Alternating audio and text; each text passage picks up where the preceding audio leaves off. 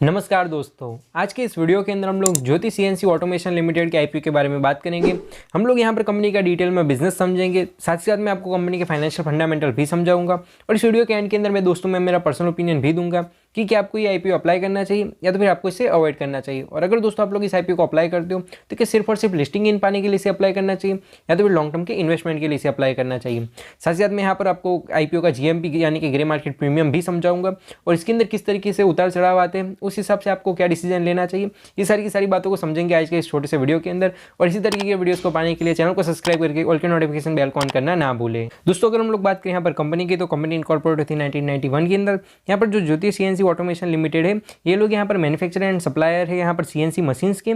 और जो इनका जो यहाँ पर सीएनसी जो मशीन्स होते हैं उनका जो इस्तेमाल होता है वो अगर मैं आपको समझाऊँ तो यहाँ पर दोस्तों जो अलग अलग तरीके की लोहे की चीज़ें होती है, अगर कोई भी यहाँ पर व्हीकल हो गए, टू व्हीलर या फोर व्हीलर, तो उनके अंदर जो यहाँ पर अलग अलग कंपार्ट यहाँ पर अलग अलग चीज़ें जो यूज़ होती है, उसके जो स्पेयर पार्ट्स होते हैं तो उसको बनाने के लिए इस तरीके की मशीन्स का इस्तेमाल होता है। साथ ही साथ दोस्तों हम लोग यहाँ पर देखते हैं कि घर के अंदर जो हमारा फर्नीचर हो गया, फिर हमारे जो यहाँ पर वुडन डोर्स वगैरह हो गए, तो उसके ऊपर जो यहाँ पर हैंडल वगैरह लगते हैं वो सारे भी यहाँ पर सीएनसी मशीन से ही बनते हैं। साथ ही साथ दोस्तों इसका जो इस्तेमाल है वो यहाँ पर लिमिटेड नहीं है, ढेर सारे यहाँ पर एरोस्पेस के अंदर, यहाँ पर ऑटोमोबाइल के अंदर, दूसरी ढेर सारी इंडस्ट्रीज़ के अंदर भी इनके प्रोडक्ट्स का इस्तेमाल होता है। साथ ही साथ यहाँ पर जो कंपनी के यहाँ पर जो इनके प्रोडक्ट्स को खरीदते हैं, इनके जो यहाँ पर कस्टमर है उसके अंदर यहाँ पर टाटा की यहाँ पर एडवांस सिस्टम वगैरह आ जाती है। साथ ही साथ बॉस जो है वो कंपनी भी आ जाती है। तो काफ़ी सारी बड़ी बड़ी कंपनियां भी इनके यहाँ पर कस्टमर लिस्ट के अंदर यहाँ पर है। तो दोस्तों अब हम लोग बात कर लेते हैं यहाँ पर आईपीओ के इंपॉर्टेंट डेट्स और डिटेल की। आईपीओ 9 जनवरी के दिन ओपन हो रहा है, वही 11 जनवरी के दिन ये आईपीओ यहाँ पर क्लोज हो रहा है। अगर मैं बात करूँ यहाँ पर प्राइस बैंड की, तो 315 रुपीज़ से लेकर 331 रुपीज़ पर शेयर का प्राइस बैंड रहेगा। रिटेल कैटेगरी के अंदर जनरली दोस्तों में कट ऑफ प्राइस सिलेक्ट करने का रहता है, वही एचएनआई कैटेगरी के अंदर जो हमारे लिए टॉप वाला प्राइस है वही सिलेक्ट करने का रहता है। वहीं अगर मैं बात करूँ लॉट साइज की, तो 45 शेयर्स का यहाँ पर एक लॉट रहेगा। वहीं अगर मैं बात करूँ टोटल इशू की, तो 1000 करोड़ का टोटल इशू है और जितना का जितना इशू है वो सारा का सारा यहाँ पर फ्रेश इशू है। तो ये काफ़ी ज़्यादा अच्छी चीज़ हमें देखने को मिल रही है। दोस्तों अगर मैं बात करूँ कैटेगरी वाइज लॉट साइज की और इन्वेस्टमेंट अमाउंट की, रिटेल कैटेगरी के अंदर दोस्तों आप लोग मिनिमम एक लॉट के लिए अप्लाई कर सकते हो, जहाँ पर जो आपकी इन्वेस्टमेंट है वो यहाँ पर 14,895 रुपीज़ की हो जाएगी। और दोस्तों एक और बात मैं क्लियर करना चाहता हूँ, अगर ये आईपीओ काफ़ी ज़्यादा ओवर सब्सक्राइब होता है, अच्छा खासा यहाँ पर सब्सक्रिप्शन आता है, तो किसी भी कैटेगरी के अंदर मिनिमम लॉट साइज के अलावा एक्स्ट्रा लॉट के लिए अप्लाई करने का कोई भी मतलब नहीं बनता। वहीं अगर मैं बात करूँ यहाँ पर एचएनआई की स्मॉल कैटेगरी की, तो उसके अंदर आपको मिनिमम 14 लॉट्स के लिए अप्लाई करना पड़ेगा, जहाँ पर जो आपकी इन्वेस्टमेंट है वो यहाँ पर 2,08,000 रुपीज़ की हो जाएगी। वहीं एचएनआई की बिग कैटेगरी के अंदर आपको मिनिमम 68 लॉट्स के लिए अप्लाई करना पड़ेगा, जहाँ पर जो आपकी इन्वेस्टमेंट है वो यहाँ पर 10 लाख रुपीज़ की हो जाएगी। तो दोस्तों हम लोग यहाँ पर बात करते हैं सबसे ज़्यादा इंपॉर्टेंट चीज़ की, जो कि है कंपनी के फाइनेंशियल्स। हम लोग उसे समझने की कोशिश करते हैं। हमें यहाँ पर पिछले 3 सालों का डेटा दिया गया है। अगर मैं बात करूँ एसेट की, 2021 के अंदर कंपनी के पास में कुछ 1388 करोड़ के एसेट्स थे, जो कि अच्छे हो जाते हैं। ईयर ऑन ईयर इसके अंदर ठीक ठाक सी ग्रोथ हुई और आज की तारीख के अंदर कंपनी के पास में कुछ 1706 करोड़ के यहाँ पर एसेट्स हैं। तो नो डाउट कंपनी के पास में अच्छे खासे एसेट्स हैं और ईयर ऑन ईयर एसेट की ग्रोथ भी हमें ठीक ठाक से देखने को मिल रही है। वहीं अगर मैं बात करने लोगों रेवेन्यू की, तो 2021 के अंदर कंपनी का रेवेन्यू 590 करोड़ का था, जो कि बढ़ते बढ़ते आज की तारीख के अंदर यहाँ पर 552 करोड़ का हो चुका है। तो यहाँ पर जो रेवेन्यू की ग्रोथ है वो भी हमें अच्छे से देखने को मिल रही है। वहीं अगर मैं बात करूँ प्रॉफिट आफ्टर टैक्स की, 2021 के अंदर कंपनी लॉस मेकिंग थी, कंपनी ने 70 करोड़ का लॉस बुक करा। फिर 2022 के अंदर कंपनी का जो लॉस है वो थोड़ा सा यहाँ पर कम हुआ, लेकिन कंपनी लॉस मेकिंग थी, कंपनी ने यहाँ पर 48 करोड़ का लॉस बुक करा। फिर 2023 के अंदर जाकर यहाँ पर कंपनी प्रॉफिटेबल बनी, कंपनी ने यहाँ पर 15 करोड़ का प्रॉफिट बुक करा। और फिर मार्च के अंदर जैसे फाइनेंशियल ईयर खत्म हुआ, तो वहाँ से लेकर सितंबर के बीच के अंदर भी कंपनी ने यहाँ पर 3 करोड़ 35 लाख का प्रॉफिट बुक करा। दोस्तों यहाँ पर अच्छी बात यह है कि भी कंपनी अब प्रॉफिटेबल बन चुकी है, कंपनी धीरे धीरे प्रॉफिट निकाल रही है। लेकिन दोस्तों यहाँ पर जो कंपनी का प्रॉफिट है वो काफ़ी ज़्यादा कम है एसेट और दूसरी चीज़ों के कंपैरेटिवली, जिसके चलते इन लोगों का पीई रेशियो भी काफ़ी ज़्यादा हाई है। साथ ही साथ यहाँ पर दिक्कत ये भी है कि भाई कंपनी पहले 2-3 सालों से यहाँ पर कंटिन्यूस लॉस मेकिंग थी, उसमें से अब जाकर जो प्रॉफिटेबल बनी है और आप लोग तुरंत यहाँ पर आईपीओ लेकर आ गए, तो दोस्तों ये भी यहाँ पर थोड़ा बहुत डाउट यहाँ पर क्रिएट करता है। वहीं अगर मैं बात करूँ नेटवर्थ रिजर्व्स एंड सरप्लस की, तो ये भी हमें यहाँ पर इसके अंदर भी ठीक ठाक सी ग्रोथ है। प्लस आज की तारीख के अंदर अगर देखने जाए तो भाई 200 करोड़ के आसपास में रिजर्व सरप्लस एंड नेटवर्थ है, तो वो भी हमें ठीक ठाक से देखने को मिल रही है। दोस्तों यहाँ पर जो इंटरेस्टिंग जो नंबर है वो यहाँ पर कुछ नंबर खास इंटरेस्टिंग नहीं है। यहाँ पर जो एसेट का आंकड़ा है बस वहीं थोड़ा सा पॉजिटिव है।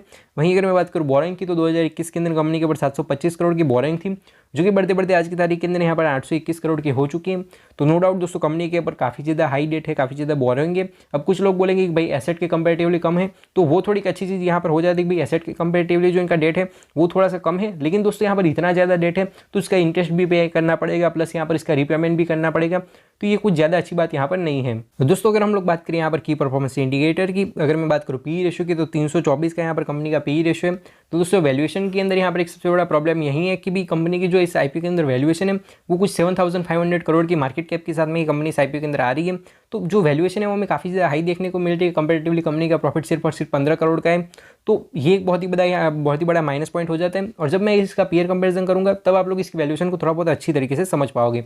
अगर मैं बात करें लोगों के रिटर्न ऑन इक्विटी की, तो 18% का रिटर्न ऑन इक्विटी है, जो कि अच्छा सा है, इसमें कोई दिक्कत नहीं है। लेकिन इन लोगों का जो रिटर्न ऑन कैपिटल एम्प्लॉयड है, यानी कि जो पैसा ये लोग अपने धंधे के अंदर लगा रहे हैं उसके ऊपर कुछ 9.5% की रिटर्न लाकर दे रहे हैं। तो दोस्तों ये आंकड़ा जो है मुझे पर्सनली थोड़ा सा कम लगा। तो दोस्तों मेरा तो क्या है कि मैं किसी भी कंपनी का यहाँ पर फाइनेंशियल फंडामेंटल के एनालिसिस करता हूँ तो मेरी नज़र के अंदर यहाँ पर दो ही चीज़ें होती है, एक तो भाई कंपनी का प्रॉफिट और दूसरा यहाँ पर कंपनी का ग्रोथ।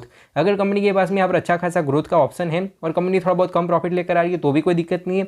लेकिन अगर यहाँ पर कंपनी के अंदर कुछ ज़्यादा ग्रोथ की अपॉर्चुनिटी नहीं है लेकिन कंपनी यहाँ पर हाईली प्रॉफिटेबल है तो भी अच्छी चीज़ है। लेकिन दोस्तों यहाँ पर तो दोनों ही चीज़ों के अंदर थोड़ा बहुत मिसिंग नजर आ रहा है। वहीं की मैं बात करूँ लोगों डेट टू इक्विटी रेशियो की, तो 10.17 का इन लोगों का डेट टू इक्विटी रेशियो, मतलब कि भाई साहब जो डेट है वो यहाँ पर सर से काफ़ी ज़्यादा पानी ऊपर चला गया है, कंपनी के ऊपर काफ़ी ज़्यादा हाई डेट है। तो ये बहुत ही ज़्यादा चिंता वाली बात यहाँ पर हो जाती है। वहीं की मैं बात करूँ अर्निंग पर शेयर की, तो 331 रुपीज़ का शेयर का प्राइस है और 1 रुपीज़ का अर्निंग पर शेयर है, तो भाई ये भी काफ़ी कम है।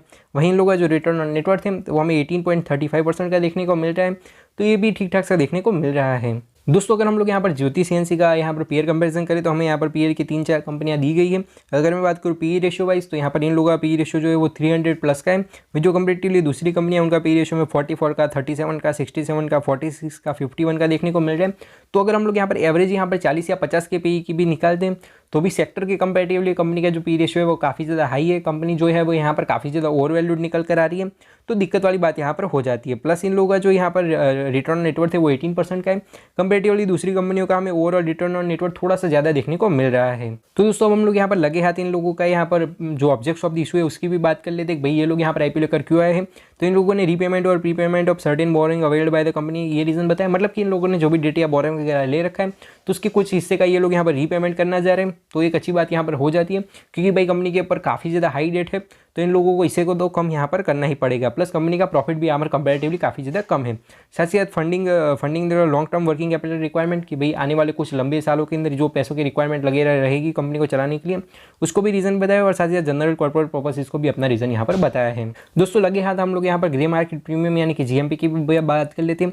आज दोस्तों 5 जनवरी और इसका जो ग्रे मार्केट प्रीमियम है हमें यहाँ पर 85 रुपीज़ का देखने को मिल रहा है और यहाँ पर कुछ 26% की रिटर्न की हमें यहाँ पर एक्सपेक्टेशन बन रही है। लेकिन दोस्तों मैं साथ ही साथ आपको पिछले 3-4 दिनों का ग्रे मार्केट प्रीमियम भी समझाना चाहता हूँ कि भी 3 जनवरी के दिन का लोगों का ग्रे मार्केट प्रीमियम सिर्फ 60 रुपीज़ का था, जो कि 4 जनवरी को बढ़कर काफ़ी ज़्यादा हाई हो गया, 145 रुपीज़ का हो गया और आज की तारीख के अंदर ये घटकर यहाँ पर फिर से 85 रुपीज़ का हो चुका है। तो दोस्तों जब आईपीओ ओपन होगा तो उससे पहले 2-3 दिनों के अंदर आपको काफ़ी ज़्यादा फ्लक्चुएशंस देखने को मिल सकती है। इसका जो ग्रे मार्केट प्रीमियम है वो काफ़ी ज़्यादा ऊपर भी जा सकता है। लेकिन दोस्तों आप लोगों को कोई भी जल्दबाजी नहीं करनी है। अगर आप लोग इस आईपीओ को लिस्टिंग गेन के लिए अप्लाई करने की सोच रहे हो तो आपको आखिरी दिन के जीएमपी और ग्रे मार्केट यहाँ पर जो जीएमपी है और इसका सब्सक्रिप्शन स्टेटस है उसका इंतजार करना यहाँ पर पड़ेगा। तो दोस्तों हम लोगों ने यहाँ पर डिटेल में एनालिसिस करा ज्योति सीएनसी ऑटोमेशन लिमिटेड के आईपीओ का। अगर मैं बात करूँ मेरे पर्सनल ओपिनियन की, पर्सनली मुझे कंपनी कुछ खास नहीं लगी।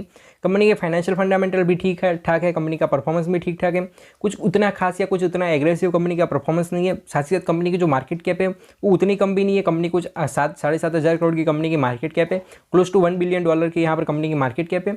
प्लस यहाँ पर कंपनी का पॉजिटिव साइड दोस्तों यही है कि कंपेरेटिवली कंपनी के पास में अच्छे खासे एसेट्स है, साथ ही साथ कंपनी के पास में ग्रोथ के लिए भी काफ़ी ज़्यादा जगह है। और दूसरा यहाँ पर अच्छी बात यह है कि इन लोगों को जो कस्टमर लिस्ट है, जो इन लोगों के यहाँ पर कस्टमर है, जो लोग इनके पास से प्रोडक्ट खरीदते हैं, तो उस लिस्ट के अंदर कुछ अच्छी कंपनियों का नाम यहाँ पर आ जाता है। तो लॉन्ग टर्म के लिए अगर आप लोग इस आईपीओ के बारे में सोच रहे हो तो आपको यहाँ पर थोड़ा सा यहाँ पर सीरियस होना पड़ेगा, आप लोगों को थोड़ा बहुत और रिसर्च करना पड़ेगा, बिकॉज मेरा तो लॉन्ग टर्म का यहाँ पर कोई भी विजन नहीं है। वही मैंने आपको आगे समझा था उसी तरीके से अगर आप लोग लिस्टिंग गेन के लिए अप्लाई करने के लिए सोच रहे हो तो भी आपको कोई जल्दबाजी नहीं करनी है। आपको यहाँ पर सिर्फ और सिर्फ आंकड़ों को देखकर पागल नहीं हो जाना है, आपको आखिरी दिन तक का इंतजार करना है, आखिरी दिन तक देखना है कि भी किस तरीके का सब्सक्रिप्शन है, किस तरीके का क्या सीन है।